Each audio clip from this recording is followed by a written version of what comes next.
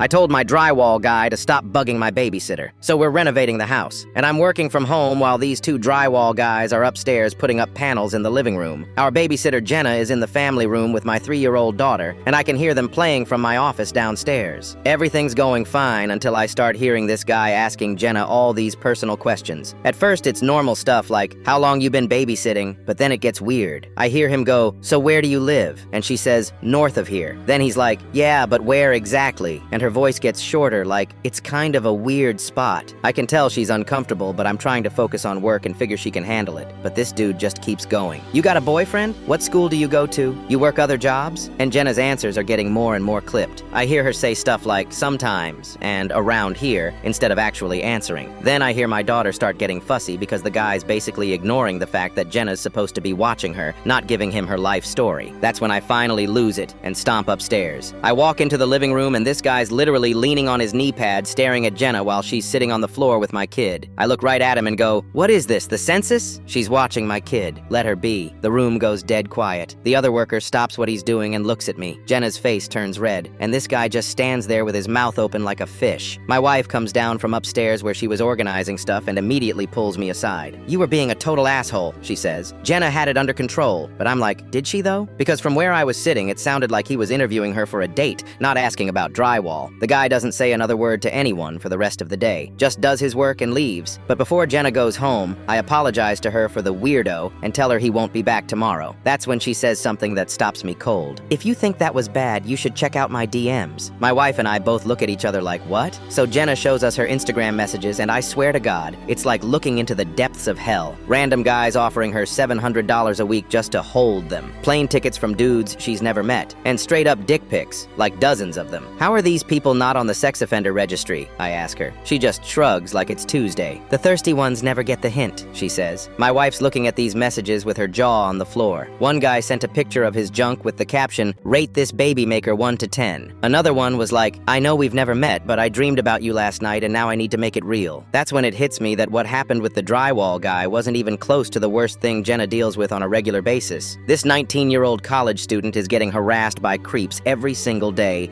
and she's just used to it. The next morning, I call the contractor and tell him that specific worker isn't allowed back in my house. He starts asking why, and I tell him the guy was making my babysitter uncomfortable. The contractor goes, oh, that's Tony. Yeah, we've had complaints about him before. He's a good worker, though. I don't care if he can make walls out of gold, I tell him. Keep him away from my house. 2 days later, we get the new guy, and he's completely professional. Says hello to Jenna, asks if she needs anything moved for the work, then leaves her alone. Does his job, cleans up, done.